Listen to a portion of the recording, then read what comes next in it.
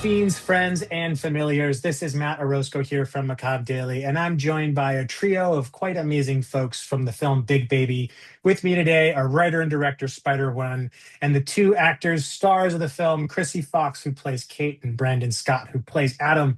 Thank you three for being here and making the time to chat. Thank you. For Thanks having for us. having us. Well, I'm so happy to have this conversation because I've really enjoyed just kind of. I think Big Baby's such a fascinating film, and I wish we had more than 15 minutes to talk about it, but I'm going to try and keep it to the 15 because I'm one in a many line of people you're speaking with today. So, this first question is for you, Spider. Really, just kind of curious about the inspiration behind Big Baby and kind of what was going on in your head. You think I got to put this really meta story down from my brain to paper. Yeah, I mean, I think from on a personal level, it was certainly, you know, came from my experience making films and then learning about, the modern film culture that exists online, which was, I mean, I obviously was aware of it, but became a sort of a shock to the system on some levels. And in some ways, like we've befriended and know many wonderful, like thoughtful, supportive, and then there's a whole other culture of they're maybe not so thoughtful.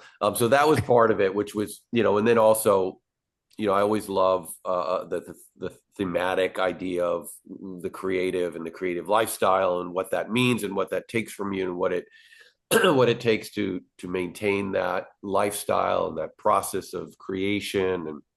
And so just to sort of funnel that through a character that you know takes it all very seriously and all very personally, and seems to have something to prove, and in this need to control the narrative of his life and his work and his criticism and all this stuff, and how that could then manifest itself into horrific, results. Just felt like a really kind of cool, compelling idea.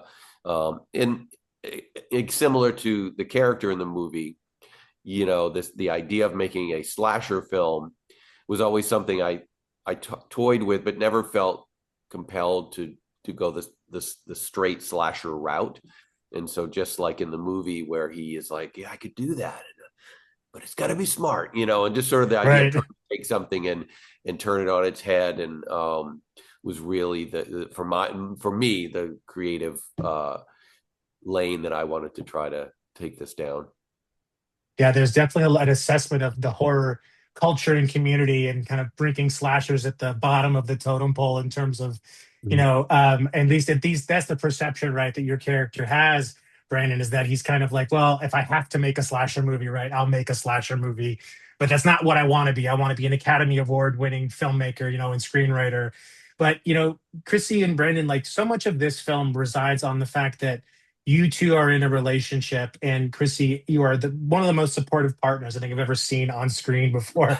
So you're just willing to put up with like, Adam's just tendency to just go overboard. And so I'm curious, kind of how you two cultivated what feels like a very lived-in relationship in what I'm sure is a relatively short period of time, just to get acquainted and get familiar with your roles. You want to go first, Brandon?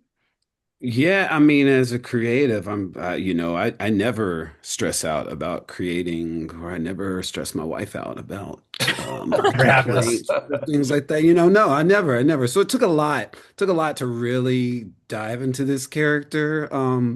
No, but I think there was so much that was already on the page that was so relatable, and then just Chrissy was like a joy to work with. I have so much respect not only for her as an actor, but like just seeing her behind the scenes take on switch different hats. She edited, she produced, she acted, I mean, sound design, like all these things. So like I think naturally, I think with any collaborative effort, you just want number one, first and foremost, respect and good Right. people. And when those things blend there, it's just fun and playful. So I just felt like we just naturally fell into a rhythm of just playing and having fun and trusting there. And it just made it easy to just kind of like uh, do this relationship because I think it's so important for you to fall in love with these characters and them, even despite the tensions that are, in any relationship, and that's what Yeah. I also love. It's not just like, oh, cookie cutter, the whole time. There are like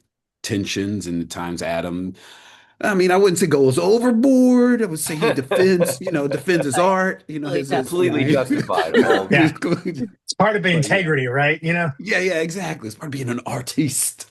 Uh, No, I agree. I feel like I know Brandon's such a great actor and it was a challenge to cast that role because we needed a very specific type of actor. And the nice thing about this was we liked each other immediately, felt very safe, and so it made us fall into this pattern very easily. And the nice thing is when you're working with a great actor and you're just present, like it's like I like to, go in prepared, but also be willing to just be surprised and like let the scene and what he gives me, like let it take us where it may. And so it really worked with our characters. I think we really understood how important it is that our love and respect of each other in the early part of the movie comes across so that it sort of breaks the audience's heart when it starts being severed and she doesn't believe him and he's seems like he's crazy and he's just trying to do the right thing. And I think like even though he comes off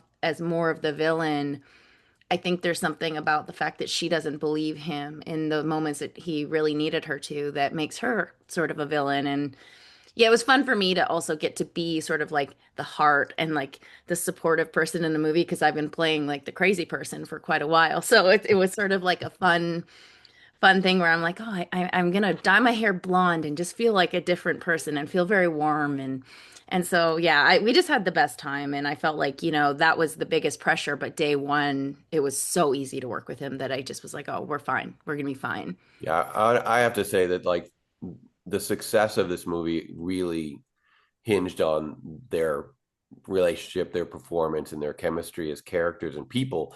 Because look, it's nothing is easy in making a movie, but like putting a mask and coming up with kills and things like that, like that's the easy part.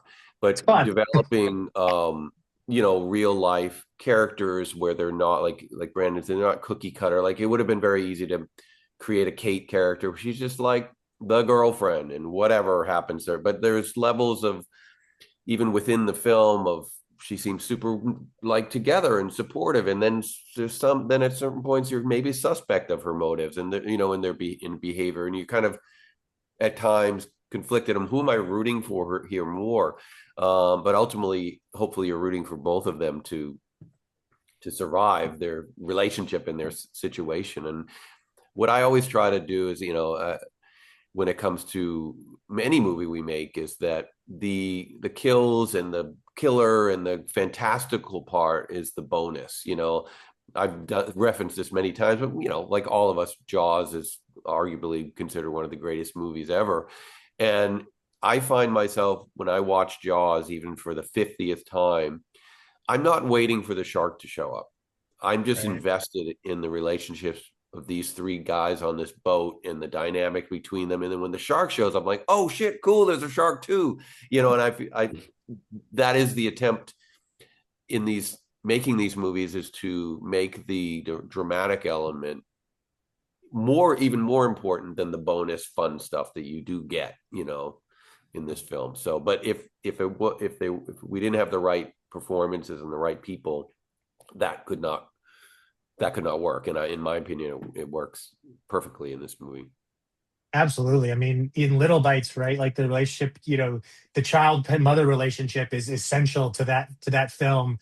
Just like the relationship between Adam and Kate here is so important to believe that if you don't buy that their relationship's real, then you're not going to believe anything else that happens to them. And there's so much that I think relates to an actual lived-in relationship, and that Kate doesn't give up on Adam. She just kind of like, hey, I think we need some space, And so Yeah. I think that there's so much in that feels like it's pulled from something real, and I think that shows up, in the performances, but also in the film itself. And I really love that you mentioned kind of the idea that this is kind of born a little bit out of this current moment we're in terms of horror community. And this is a question for you all in terms of like how do you deal with criticism in a space where one, horror is, top of everyone's mind because it's making money at the box office. It's penetrated the zeitgeist. It's made a name for itself in the mainstream. But obviously, there's so many places where people are giving feedback, unsolicited or not, letterboxd, YouTube comments, Instagram, so on and Sure. so forth. So how do you all deal with the voluminous amount of feedback you're getting, whether you want it or not, and keep yourself sane at the same time? Yeah. I can go first. I mean, for me, I mean, a lot of the answers to that question are in the movie. I think that there's a part in the movie where Adam says to Kate, like, when I was a kid, I just loved everything, and I was just so happy that these things Yeah. existed. And I do think that is a lost in younger generations, because that's how I felt. I was just so enamored with anything. I was so happy because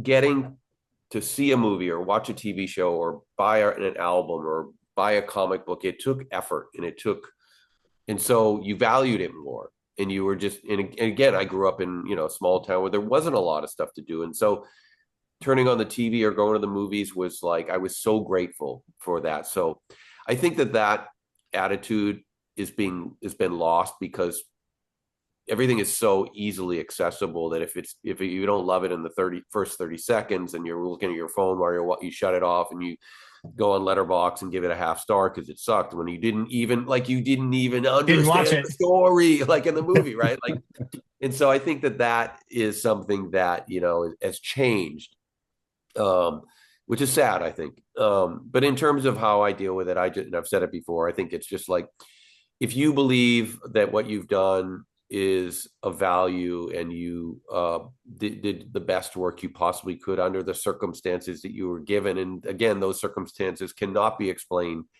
to a troll on Right. the internet, that you have no idea what this takes. You have no idea the amount of work and effort that this takes. But if you end the day and you wrap and and you feel good, then you can make yourself somewhat bulletproof, because you know you didn't like it. Okay. And it's not for everybody. And I think that is also the sign of quality work when it isn't for everyone. Right. If everyone is just sort of middle ground about it and is like, yeah, it was cool, maybe you haven't done something special. I'd rather be a little divisive in the reaction to stuff I do. I don't know. You guys probably I have a different.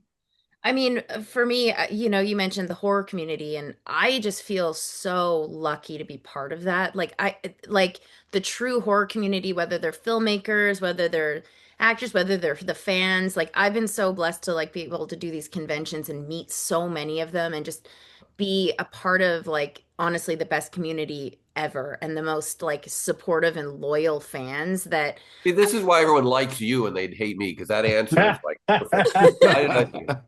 But it's true. Like honestly, the true horror community, the real horror lovers, you put something like this out and they're like, this is for me. And they are more in the Adam headspace where they're like, I loved it. Like I want this. There's a new horror movie and I'm that person too. I'm gonna see it. I'm excited. And you don't have to love everything, but you can appreciate that there's like, oh, there's a new horror movie. And then of course there's gonna be those people that is like their mom watches their podcast and and they hate everything, and you're not gonna please them, and that's okay because you know what, they're not part of the community that matters.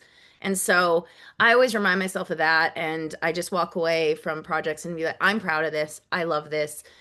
If the horror community people come up to me at conventions and say they've seen Little Bites, or when Big Baby comes out, like, I really enjoyed it or it meant something to me, then great. That's all I need. Like I'm so happy. I feel so lucky to be able to make horror movies, honestly.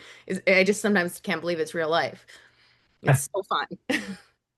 I'm just gonna say ditto to what Krsy said, because but no, but for real, no, I'm so excited because I think this reminds me of like the video game community, where it does feel like a great community. Folks will be talking about it, and I am excited to see what folks say. I probably will be on the internet scouring, things like that. Which but I also think I can take things with to some degree criticism, just like I understand that everyone's up to has their opinion about things. I know how to not take things personally, because one time I did this one show and I played this tough coach who was like a really good coach but like was tough on his kids. And someone decided to send me a personal message that was like, yo, if I ever see you on the street, I'm gonna punch you in the face. Cause you and I'm just like, okay, you can't take every, some Yeah. things, there are just people Yeah. out there like that. And and everyone, Parasocial relationships are not a great thing. And yeah. I know I'm out of my time here, so I just want to end on saying that I thank you all for sharing so much about this process. I think you're all right in that there's a lot of people that feed off of the negativity because that's what gets them whatever they're seeking. But as a horror Yeah. fan who's been in the horror, been a horror fan since as long as I can remember, I'm right there with you all and just kind of reveling in the volume of things that we have at our disposal now and how wonderful it is that I can watch something that I'm like, yeah, that was a 3-star movie, or other ones like, holy shit, my brain chemistry's changed because of what I just saw. But if everything's great, then nothing's great. And if everything's bad, then nothing's bad. And so there is this kind of need for not just diversity in terms of storytelling, but diversity in terms of like what movies fit in what place in our lives. I love the Puppet Master movies. They're not going to win any Academy Awards. Like I know that, but I don't watch it for that reason. And so I think what you've all made speaks to this moment in time where we're at, where we just need to remind ourselves that we enjoy that we are here for by choice, and we are enjoying these things by choice. So if we're not enjoying them and we're being negative about them, maybe we should just reconsider what we're spending our time on. But Big Baby comes out on August 7th in theaters and VOD. Please go see it. And go see it with your friends because that's the best way to watch movies. Yes. And thank you all so much for the time. I can't wait to, Krsy and Spider, whatever you're doing next, and Brandon, can't wait for more of you. Loved you in Channel Zero. So the more you can bring back to the horror, the better. But thank you all for the time. You. Thank Thank you, man. you. Thank Appreciate you, it. Matt. All right. With Take care, everyone. Macabre Daily.